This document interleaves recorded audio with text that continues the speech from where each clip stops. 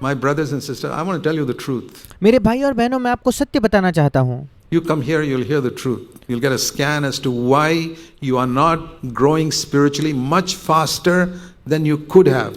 आप अगर यहाँ आओगे तो आपको एक स्कैन मिलेगा, आपको एक ऐसा रिपोर्ट मिलेगा कि क्यों आप आत्मिक तौर पर उस गति से उन्नति नहीं कर रहे जितना आप आज कर रहे हो, उससे भी ज्यादा आप उन्नति क्यों नहीं कर रहे. Now I'm not saying you all haven't grown spiritually. Many of you have grown spiritually tremendously from the time I first knew you. अब मैं आपको ये नहीं कह रहा कि आप में से किसी ने उस आत्मिक उन्नति नहीं की. मैं आपको जब से जानता हूँ उस समय से आप में से कई है जिन्होंने बहुत ज्यादा आत्मिक उन्नति की है, Without a doubt. इसमें कोई शक नहीं. But let me also say, पर उसी के साथ मैं ये भी कहना a चाहूंगा, number of you could have been miles further ahead than you are today. आप में से ऐसे कई है जो आज आपकी जो अवस्था है उससे आप कई मील आगे हो सकते थे.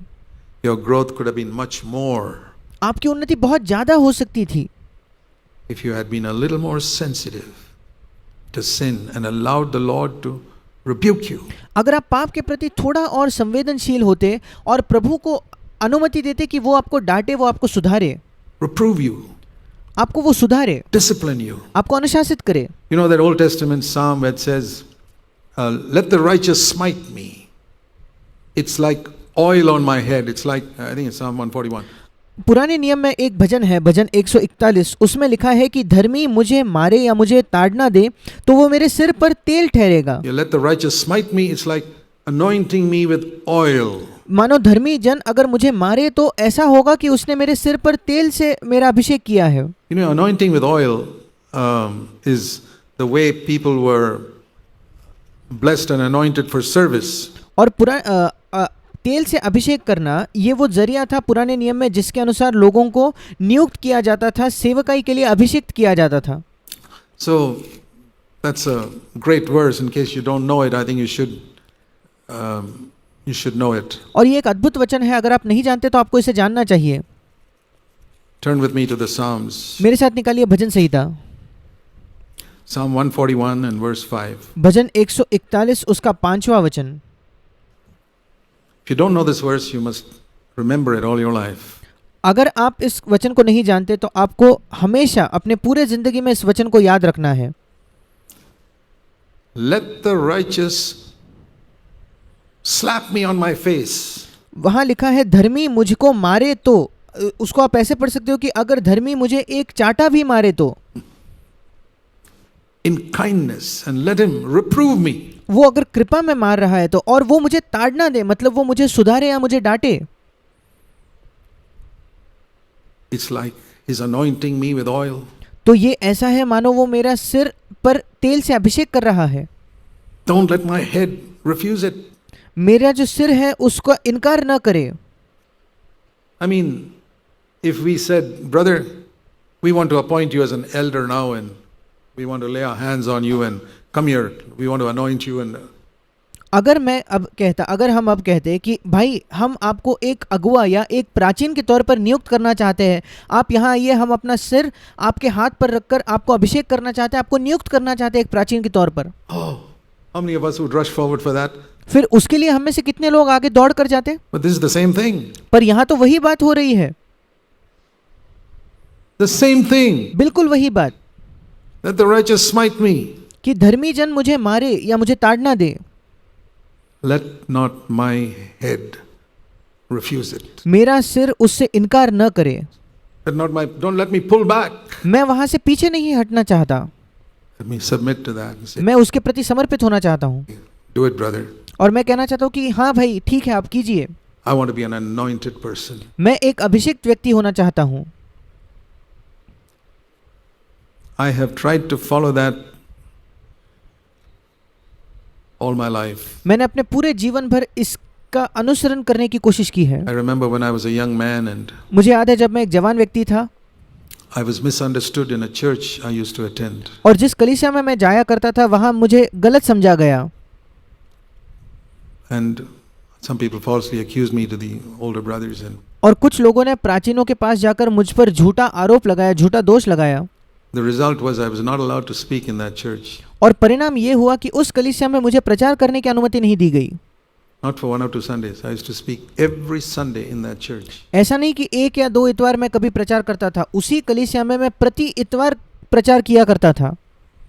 This is when I was about 30 years old. ये लगभग जब मैं 30 वर्ष का था तब की बात है। And because of that misunderstanding, and the elders never sought to clarify it. और इस गलत फहमी की वजह से, और जो प्राचीन थे उन्होंने उसको सही जांच करने की कोशिश नहीं की। For the next 3 years, or 2.5 years at least, I was not allowed to preach in that church. और प्राचीनों ने उसकी सही से स्पष्टीकरण करने की कोशिश नहीं की, और इसका परिणाम स्वरूप अगले 3.5 वर्ष तक मैं उस कलीसिया में मुझे प्रचार करने का मौका नहीं मिला, मुझे प्रचार नहीं करने दिया गया। Not a single Sunday. एक भी इतवार को नहीं। And the Lord said to me, keep quiet. और प्रभु ने मुझसे कहा, चुप रहो, Accept it. उसको स्वीकार करो, Don't question it. उस पर प्रश्न मत करो, Submit to the elders. प्राचीनों के अधीन हो जाओ। Now, nobody taught me about submission in all those days, but the Lord spoke directly to me. अब उन दिनों किसी ने मुझे अधीनता के विषय में तो नहीं सिखाया था, पर प्रभु ने साफ साफ सीधे तौर पर मुझसे बात की। And I kept quiet, and my wife and I would sit at the back of the hall. और मैं चुप रहा, और मैं और मेरी पत्नी उस हॉल के पीछे बैठते थे। And people would come up to me and say, "Oh, Brother Zach, what happened?" और लोग हमारे पास आकर कहते थे कि भाई जैक क्या हो गया। I wouldn't say anything. और मैं कुछ नहीं कहता I था। would not open my mouth in one word of self-defense. मैं एक शब्द भी, अपना मुंह खोल के एक शब्द भी खुद का बचाव करने के लिए नहीं कहता था। I would not say they misunderstood me. मैं कभी ये नहीं कहता था कि नहीं उन्होंने मुझे गलत समझा है। I can speak about it today because you don't even know who they are. आज मैं उसके बारे में बात कर सकता हूँ क्योंकि आप नहीं जानते वे लोग कौन हैं। But if I had spoken about it then, people would have known who I was referring to. पर उन दिनों अगर मैं बात करता तो लोग जान जाते मैं किसके विषय में बात कर रहा हूँ। They're dead and gone now. अब उनकी मृत्यु हो चुकी है, वे चले गए हैं। But I knew much later. पर बहुत बाद में मुझे पता चला।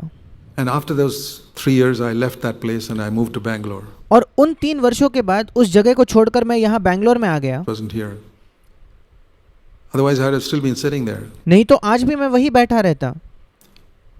And after we came here, and 2.5 years after we, or 3 years after we came here, और जब हम यहाँ आए उसके 2.5-3 साल बाद the Lord established CFC. प्रभु ने CFC की शुरुआत Then की। I knew तब मैं जान गया why God had taken me through those 3 years of reproof and rebuke and misunderstanding. क्यों प्रभु उन 3 वर्षों के डांट के द्वारा, सुधार के द्वारा और गलतफहमी से मुझे ले गया था। He was testing me to see whether I would obey Him and keep my mouth shut. वो मुझे परख कर देख रहा था, जांच रहा था कि क्या मैं उसकी आज्ञा मानकर अपना मुंह बंद रखूंगा। And I believe that if I had, listen to me, in those years, if I had not kept my mouth shut, और मेरा ये विश्वास है, मुझे ध्यान से सुनिए, मेरा ये विश्वास है अगर उन वर्षों में मैं अपना मुंह बंद नहीं रखता तो, and I had risen up in defiance against those elders and said, these guys have misunderstood me, and tried to speak against them to all the others, और उन प्राचीनों के खिलाफ अगर मैं बलवा कर खड़ा होकर कहता कि नहीं ये जो प्राचीन है इन्होंने मुझे गलत समझा है, और उनके विषय में अगर मैं जाकर सब लोगों के सामने बात करने लगता तो, I tell you, I would not be sitting here today. मैं आपको कहना चाहता हूँ आज मैं यहाँ बैठा नहीं होता। I would not be involved in raising CFC. CFC would have been built by somebody else, not me. CFC की कलीसिया में आज मैं नहीं होता। CFC की कलीसिया मेरे द्वारा नहीं होती। CFC का निर्माण जरूर होता पर मेरे द्वारा नहीं। God's work is not going to depend on one man. परमेश्वर का काम किसी एक व्यक्ति पर निर्भर नहीं If है। one man fails, another man takes over. एक व्यक्ति असफल हो जाए तो दूसरा व्यक्ति काम ले लेगा। Judas Iscariot, my belief is that Judas Iscariot was supposed to write the epistles. मेरा ये विश्वास है कि यहूदा जो इस्करियोती था, प्रभु ने उसे चुना होगा सारे पत्रियों को लिखने के लिए, Because he was the cleverest of the apostles. क्योंकि सारे प्रेरितों में सबसे बुद्धिमान तो यहूदा इस्करियोती था। He missed out on it, so what? God found Paul. पर वो उस सेवकाई से चूक गया तो क्या, प्रभु ने पौलुस को ढूंढ लिया। So if I had failed, God would have found somebody else, definitely. और अगर इसलिए मैं असफल हो जाता तो परमेश्वर किसी और को खोज लेता, बिल्कुल निश्चित है ये बात। That I don't have any doubt. उसके बारे में मुझे कोई शक But I नहीं wouldn't be है, here. पर मैं यहाँ नहीं होता। And it's possible that God has a plan for you, और ये संभव है कि आपके लिए परमेश्वर की एक योजना है, and He's taking you through a period of discipline and और वो आपको एक अनुशासन के समय से ले जा रहा है, reproof और सुधार या डांट में से ले जा रहा है।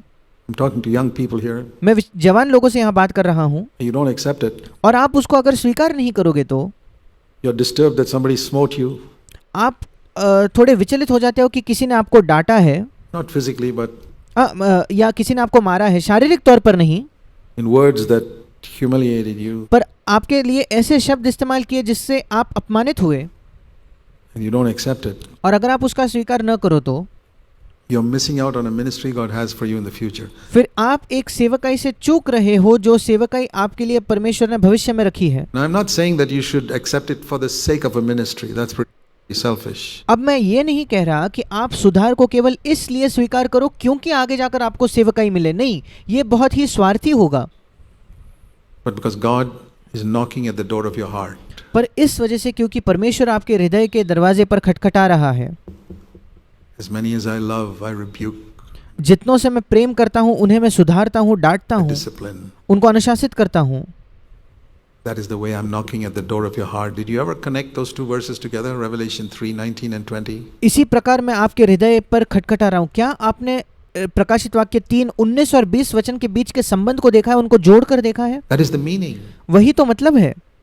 How do you know that Jesus is knocking at the door of your heart? Read the previous verse. आप कैसे जान सकते हो कि यीशु आपके हृदय के दरवाजे पर खटखटा रहा है क्या नहीं? उसके पहले का वचन पढ़ के देखिए। Don't read a verse by itself. एक वचन को कभी अकेले में अपने आप से न पढ़ना, You'll misunderstand it. आप उसको गलत समझोगे। The previous verse explains it. I उसका पिछला वचन आपको ये समझाएगा। rebuke and I discipline. That's the knock. I'm knocking loud and clear. Will you open it? प्रभु कहता है मैं उलाहना देता हूँ, मैं ताड़ना देता हूँ, यही तो खटखटाना है। ये बिल्कुल साफ एक खटखटाना है। क्या आप दरवाजा खोलोगे? Will you open it means will you submit to it?